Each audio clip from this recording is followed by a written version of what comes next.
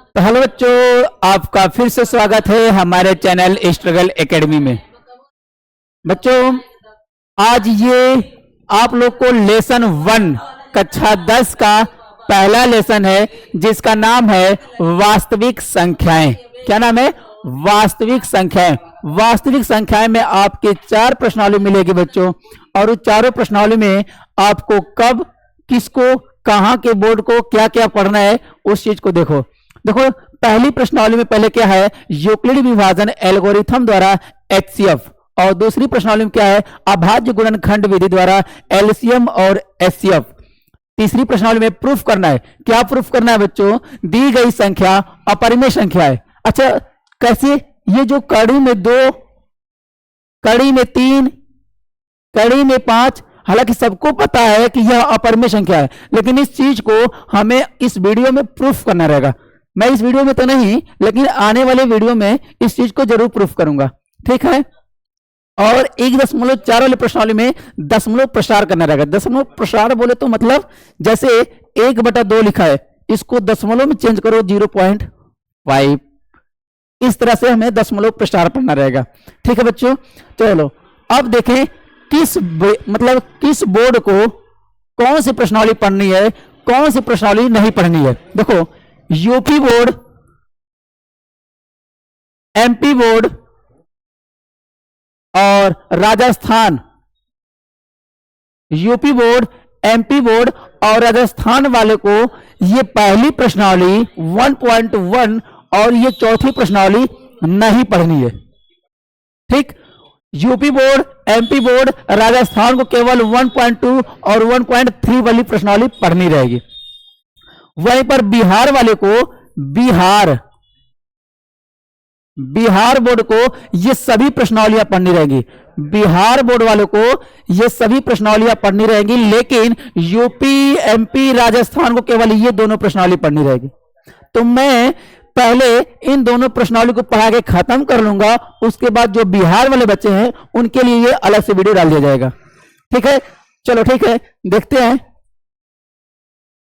ये 1.2 जो बिहार से देख रहा होगा वीडियो को, उसके लिए 1.2 प्रश्नावली है, और जो यूपी, एमपी और राजस्थान से देख रहा होगा उसके लिए 1.1 वाली प्रश्नावली रहेगी। उसकी बुक में 1.1 लिखा रहेगा, और जो बिहार से रहेगा उसकी बुक में 1.2 लिखा रहेगा। क्वेश्चन नंबर 1 क्या है बच्चों? यहां पे लिखा गया कि निम्नलिखित संख्याओं को अभाज्य गुणनखंडों के गुणनफल के रूप में व्यक्त कीजिए।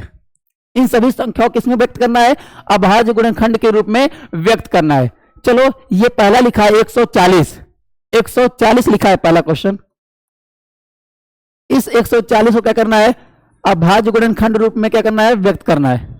काटेंगे 2 से, 2 साते 14, फिर 2 से कटेगा, हाँ 2 से कटेगा, 35 दुना के 70, फिर 5 से काटेंगे, 5 साते 35, फिर 7 से काटेंगे, 7 एकम 7। अब यहां पे क्या हो गया? 140। इसको लिख सकते हैं, 2 कितनी बार है बच्चों? 2 बार है, 1 बार और 2 बार, तो पावर में 2 लगा देंगे। गुणे 5 कितनी बार है? 1 बार, तो 5 1 बार लगा देंगे। 7 कितनी बार है? 1 बार, तो पावर में 1 लगा देंगे। इस तरह से इन संख्याओं को अभाज्य गुणनखंड के रूप में व्यक्त करना रहेगा। वहीं पर यह दूसरा पार्ट है उसका, और लिखा गया है 156। इसको काटेंगे कितना से? 2 से काटो, 2 साते 14, कितना बच गया? 1, 2 आठे 16 हो जाएगा, 2 साते 14 हो गया, 1 बच गया यहां पर, तो 2 आठे 16। फिर 2 से काटेंगे, 2 त्याई 6, 1 बच गया, 2 नवा 18, ठीक। फिर 3 से काट लो, 3 एकम 3 और 3 त्रिके 9, फिर 13 से कटेगा, डायरेक्ट काट लिया जाएगा। क्या हो गया? 156। 156 को लिख सकते हैं 2 के पावर में कितनी बार? 2 बार। गुणे 3 कितनी बार है? 1 बार। गुणे 13 कितनी बार है? 1 बार। इस तरह से अभाज्य गुणनखंड के रूप में क्या करना रहेगा? व्यक्त करना रहेगा। यहीं पे इसका तीसरा पार्ट देख लेते हैं। क्या लिखा गया है? 3825, 3825 25।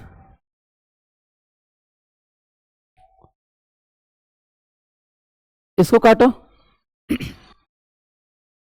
3825 को काटे, 2 से कटेगा, 2 से नहीं कटेगा, 3 से काट लेते हैं। 3 एक कम 3, फिर हो जाएगा यहाँ पे कितना, 3 दूना के 6, बच गया 2, तो 3 साते 21, फिर 21 और 1 3 पाँचे 15, फिर 3 से काटो, 3 चौक को 12, फिर यहाँ पर हो जाएगा 3 दूना के 6 और 6 हो गया, 1 बच गया, 3 पाँचे 15, फिर किससे काटेंगे, 5 से काट लेते हैं। 5 9 8 40, कितना हो गया यहाँ पे, 2 बच गया, 5 9 8 40, 2 बच गया, तो 5 5 25, फिर यहाँ काटेंगे किससे, 5 से काट लेते हैं। 5 1 कम 5, 3 बच गया, और 5 7 35, 17 से काट लेंगे डायरेक्ट, 17 कम 17, कितना हो गया, 3825 को क्या लिख सकते हैं, 3 के पावर में 2 और गुणे 5 के पावर में 2 और गुणे 17 के पावर में 1। कैसे लिख रहे हैं देखो, यहाँ पर 3 कितनी बार है, 2 बार है, 3 के पावर में 2 लगा दिया। 5 कितनी बार है, 2 बार है, 5 के पावर में 2 लगा दिया। 17 एक बार है तो 17 के पावर में 1 लगा दिया।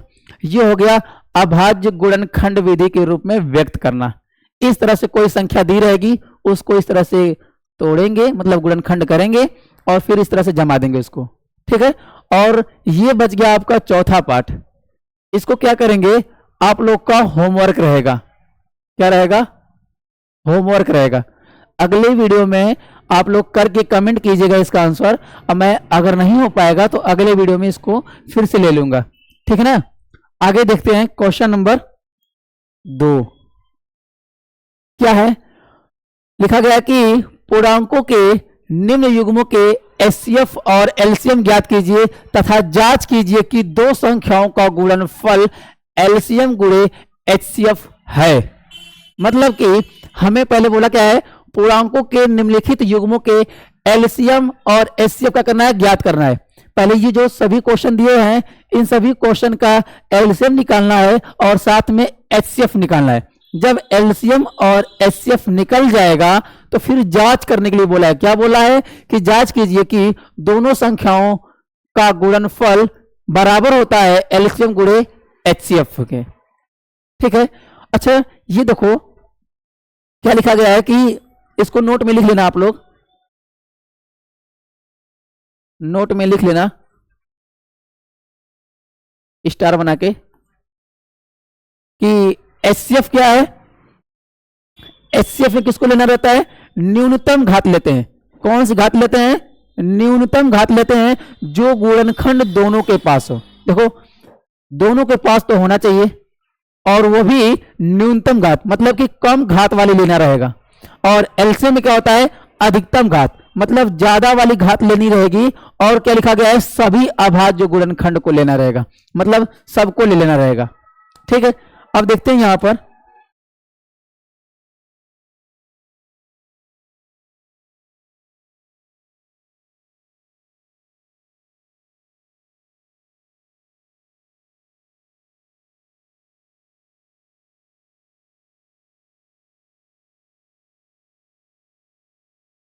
चलो देखते हैं यहां पर। ये पहला क्वेश्चन है। क्या है पहला क्वेश्चन, लिखा गया है 26 और लिखा है 91। इनका क्या निकालना है, सबसे पहले तो एलसीएम निकालेंगे और एचसीएफ निकालेंगे।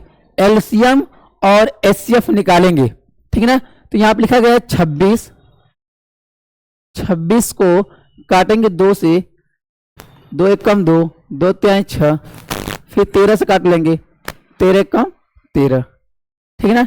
यहां पे ये क्या हो जाएगा, 26 को लिख सकते हैं 26 बराबर 2 कितनी बार है, एक बार, 2 की पावर में 1 गुणे 13 कितनी बार है, एक बार, 13 की पावर में 1, ठीक।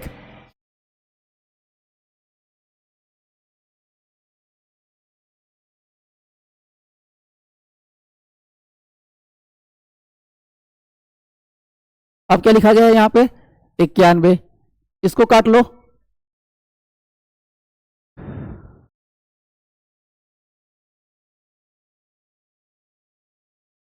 किससे कटेगा ये, 7 से कटेगा, 7 एक कम 7, 2 हो गया, 7 त्रिके 21, फिर कितना हो जाएगा 13, 13 एक कम 13, इसको क्या लिख सकते हैं 91 को, 91 बराबर 7 की पावर में 1 गुणे 13 के पावर में कितना 1। अब हमें क्या निकालना है, एचसीएफ भी निकालना है और एलसीएम भी निकालना है। कैसे निकालते हैं, एचसीएफ का होता है न्यूनतम घात और जो गुणनखंड दोनों के पास हो। अब बताओ वही लेना रहेगा एचसीएफ में, एचसीएफ में केवल उसी को लेना है जो कॉमन हो। अब बताओ इसके पास 2 है तो क्या इसके पास 2 है, कहीं इसके पास 7 है तो इसके पास कहीं 7 है, इसलिए न तो 2 को लेंगे और ना ही 7 को लेंगे। अच्छा इसके पास 13 है तो इसके पास भी 13 है तो 13 कॉमन है। अब बोला भी गया है जो गुणनखंड दोनों के पास हो, तो दोनों के पास तो 13 इसके पास है 13 इसके पास है तो 13 को ले लेंगे। और क्या लेना है, न्यूनतम घात लेना, मतलब कम घात लेना है। अब बच्चों यहां पर इसकी भी घात 1 है और इसकी भी घात 1 है तो दोनों की घात तो समान है, तो दोनों में से किसी को ले लो, यहां पर 1 ले लिया। अब 13 का जब मतलब 1 करेंगे तो कितना हो जाएगा 13 हो जाएगा, मतलब एचसीएफ कितना आ गया 13, समझ में आ रहा है। और यहीं पर अगर एलसीएम निकालें, एलसीएम निकालेंगे तो एलसीएम में क्या करना रहेगा, अधिकतम घात लेनी है।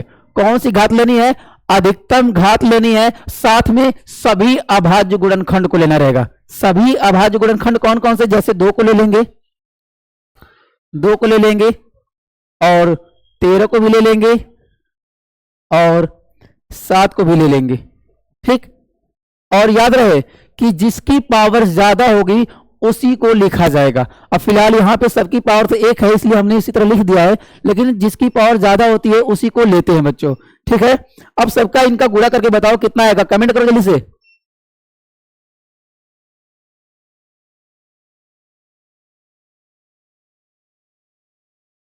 कमेंट करो जल्दी से, मैं देख रहा हूं तुम लोग का।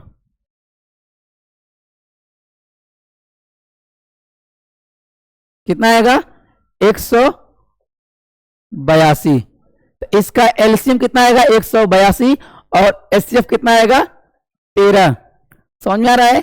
चलो लगने तो लग गया, एलसीएम और एचसीएफ निकल गया, लेकिन फिर बोला क्या है, जांच कीजिए। क्या जांच कीजिए कि 2 संख्याओं का गुणनफल बराबर होता है एलसीएम गुणे एचसीएफ के। तो यहां पे जांच करेंगे,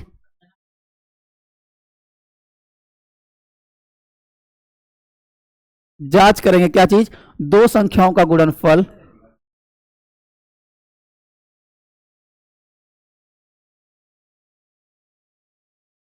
दो संख्याओं का गुणनफल बराबर होता है एलसीएम गुणे एचसीएफ। अच्छा 2 संख्या कौन कौन सी हैं, वो 2 संख्याएं आपका 26 है और 91 है, तो यहां पे लिखेंगे 26 गुणे 91। बोला गया है 2 संख्याओं का गुणनफल, मतलब उन दोनों संख्याओं का करना रहेगा, गुणनफल करना रहेगा। अब बराबर एलसीएम, एलसीएम कितना आपका, एलसीएम है 182 और गुणे एचसीएफ कितना है, एचसीएफ कितना है 13, कितना है 13। फटाफट गुणा करके कमेंट करो कितना आएगा।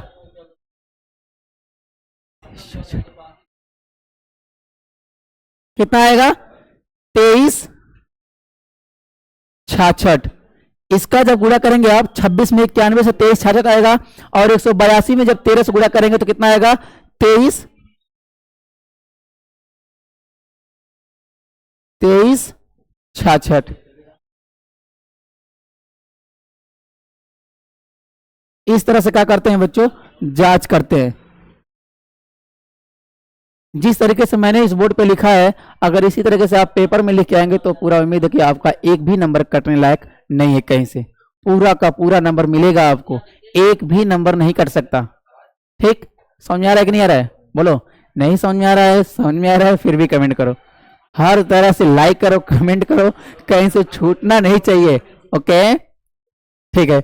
अगला क्वेश्चन देखते हैं, क्या है? 510 और 92। 510 और क्या है? 92।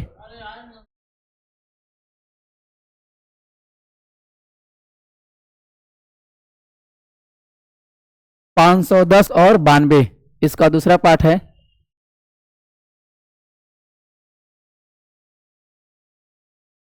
510 और 92। ठीक, चलो 510 लिखा है तो 510 लिखो, और यहां पे 92 लिखा है तो 92 को लिख दो। ठीक, 510 और 92 लिख दिया। काटते हैं इसको, 2 से काटेंगे, 2 से काटेंगे, 2 दुना के 4, एक बच गया यहाँ पर, 2 पाँचे 10, एक बच गया, 2 पाँचे 10। समझ आ रहा है कि नहीं आ रहा है? बताओ, समझ आ रहा है? फिर 3 से काटेंगे, 3 नवाठे 24, एक बच गया, कटेगा ही नहीं 3 से, 3 से नहीं कटेगा तो मत काटो। इसको काट लेते कितना से? 5 काट लेते हैं, सॉरी 5 से, 5 पाँचे 25, फिर 5 एक कम 5,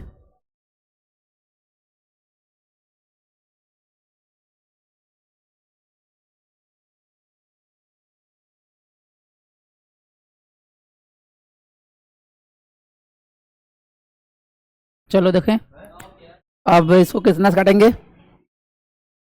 5 से काट लेते हैं।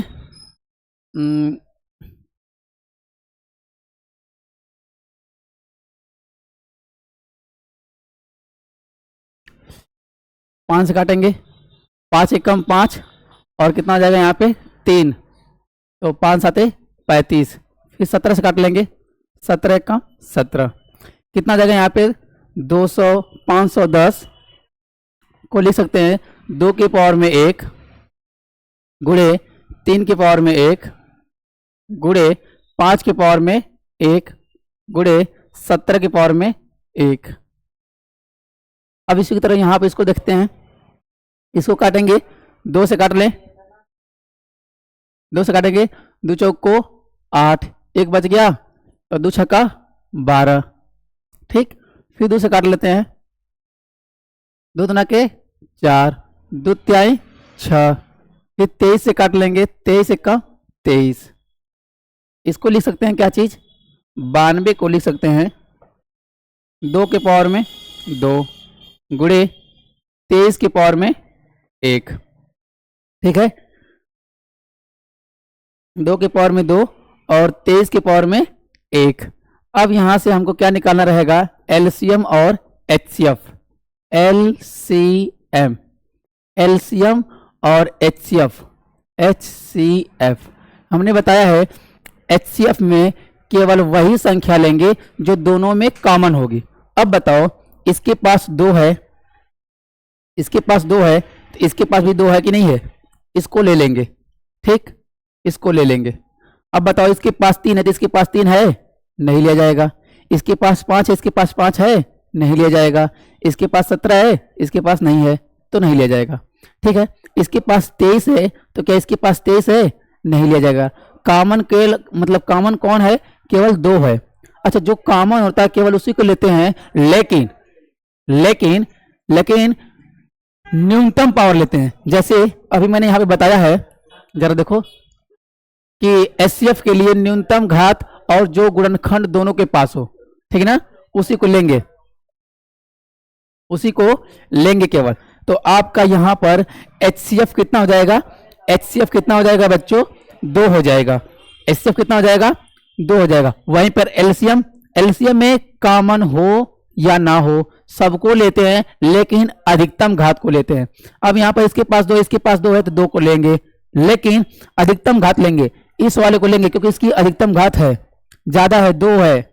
और गुणे फिर क्या लेंगे? 3 ले लेंगे, गुणे फिर क्या ले लेंगे? 5 ले लेंगे, फिर गुड़े 17 ले लेंगे और गुड़े 23 ले लेंगे।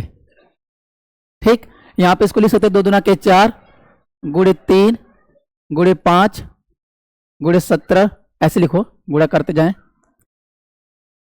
कितना हो जाएगा 3 5 15 गुड़े 17 और गुड़े 23, ये हो जाएगा। इन सब का गुणा करो, इन सब का गुणा करके कमेंट करो कितना आएगा।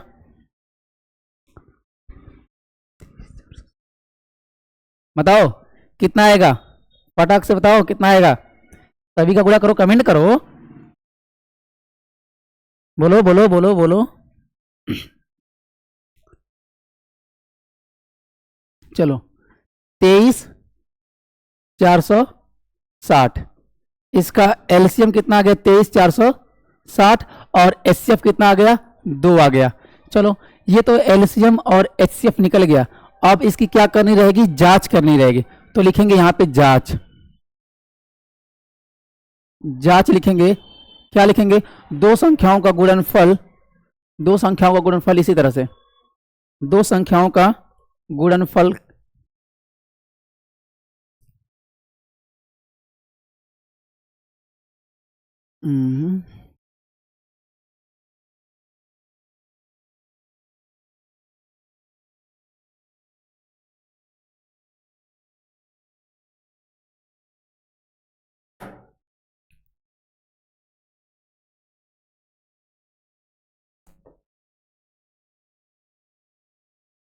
क्या हो रहा है यार, डिलीट करो इसको, अब तो लिख दिया होता मैं। जांच करेंगे,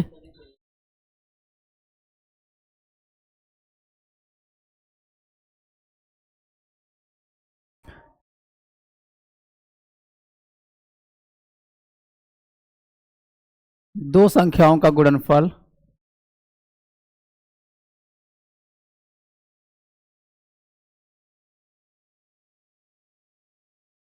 का गुणनफल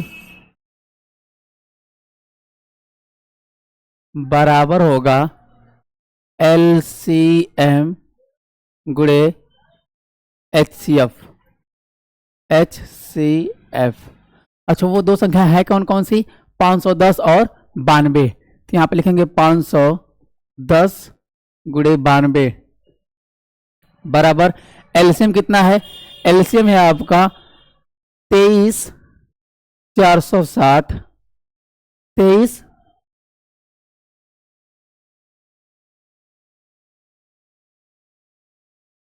460 गुणे एलसीएम हो गया, एचसीएफ कितना है 2 है, एचसीएफ कितना है 2 है, गुणा करो,